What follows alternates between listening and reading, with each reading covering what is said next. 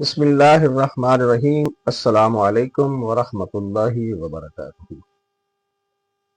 ہمارے مطلب میں آنے والے مریضوں کو ہم بڑی تسلی کے ساتھ ان کو غذا وغیرہ بتاتے ہیں۔ سب سے پہلے ان کو پرہیز بتاتے ہیں کہ یہ چیزیں آپ نے نہیں کھانی۔ اس کے بعد انہیں یہ بتایا جاتا ہے کہ آپ نے غذا کھانی ہے، یہ غذا کھانی ہے، ناشتے میں یہ کھانا ہے، دوپہر میں یہ کھانا ہے، شام کو یہ کھانا ہے، یہ پھل کھانا ہے۔ لیکن اس میں جو سب سے اہم بات ہوتی ہے جو انہیں بتایا جاتا ہے وہ یہ کہ آپ سب کچھ بھول جائیں، لیکن ایک بات آپ نے نہیں بھولنی، وہ یہ ہے کہ غذا جب بھی آپ نے کھانی ہے شدید بھوک پر کھانی ہے، اچھی طرح سے۔ جب آپ کو بھوک لگی ہوئی ہو، بعض لوگ کہتے ہیں جی شدید بھوک سے کیا مراد ہے؟ شدید بھوک سے مراد یہ ہے کہ بہت زیادہ بھوک آپ کو جب لگے، آپ کے کان جو ہیں وہ سرخ ہو جائے، آپ کھانے کے لیے بے چین ہو جائیں۔ جیسے افطاری میں روزہ افطار کرتے وقت جتنی بھوک لگی ہوتی ہے، اتنی بھوک جب آپ کو لگے تب آپ نے غذا کھانی ہے۔ اور ہمارے بہت سے مریض ہیں وہ اس بات پہ عمل نہیں کرتے، کیونکہ ہماری ایک عادت ہے کہ ہم بھول جانے والی باتوں کو یاد رکھتے ہیں اور یاد رکھنے والی باتوں کو بھول جاتے ہیں۔ جب مریض آتا ہے، ایسا مریض جس کو فائدہ نہیں ہوا ہوتا، اس سے ہم پوچھتے ہیں کہ ہاں جی ناشتے میں کیا لیا تھا؟ وہ بتاتا ہے کہ میں نے جی گاجر کا مربع لیا تھا، یا بادام سوگی لی تھی، یا دلیا لیا تھا۔ تو اگلا سوال ہم ان سے یہ کرتے ہیں کہ کیا آپ کو بھوک لگی ہوئی تھی؟ کہتا نہیں بھوک تو نہیں لگی ہوئی تھی۔ کیوں کھایا؟ کہتا روزی پھر ناشتہ تو کرنا ہی تھا نا جی، ناشتہ نہیں کروں گا تو پھر تو میں کمزور ہو جاؤں گا۔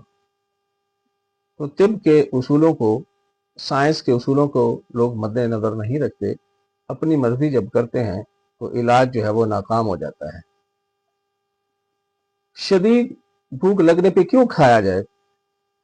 فطرت کا اصول بھی یہی ہے، طب و سائنس کا اصول بھی یہی ہے کہ شدید بھوک پر کھائی ہوئی غذا ہضم ہو جاتی ہے۔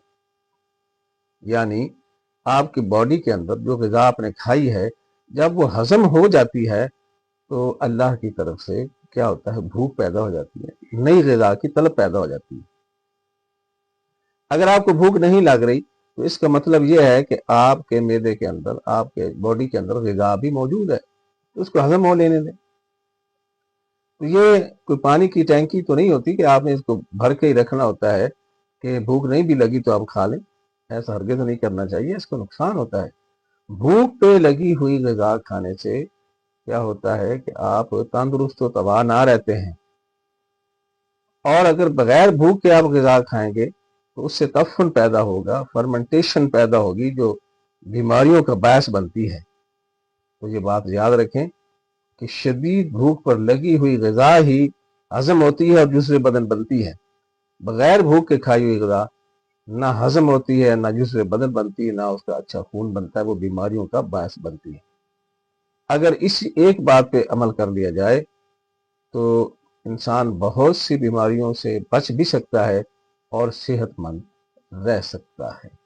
کہا گیا کہ نحن قوم لا ناکل حتی نجوع، ہم ایسی قوم ہیں ہمیں جب تک بھوک نہ لگے ہم نہیں کھاتے۔ حدیث پاک میں بھی بہت سے مقامات پہ اس بات کو جو ہے وہ بتایا گیا ہے، اور قرآن پاک سے بھی یہی ثابت ہے کہ بھوک لگنے پہ ہی کھایا جائے۔ کلو واشربوا ولا تسرفوا، قرآن کہتا ہے کہ کھاؤ پیو لیکن اسراف نہ کرو۔ اسراف کیا ہے؟ بغیر بھوک کے کھانا اور بھوک سے زیادہ کھانا۔ تو اللہ اور رسول کی باتوں میں بھی یہی بات آئی ہے کہ شدید بھوک پہ کھانا چاہیے، طب بھی یہی بات کہتی ہے، سائنس بھی یہی بات کہتی ہے، اور فطرت بھی یہی بات کہتی ہے۔ امید ہے آپ اس بات پہ غور کریں گے اور اس پہ عمل کریں گے اور صحت و تندرست رہیں گے۔ ڈاکٹر حکیم ظفر علی عباسی، عباسی انقلابی مطب، صدر بازار پنیر شریف، ضلع ساہیوال۔ موبائل نمبر ہے 0369 69 35 492۔ السلام علیکم ورحمۃ اللہ۔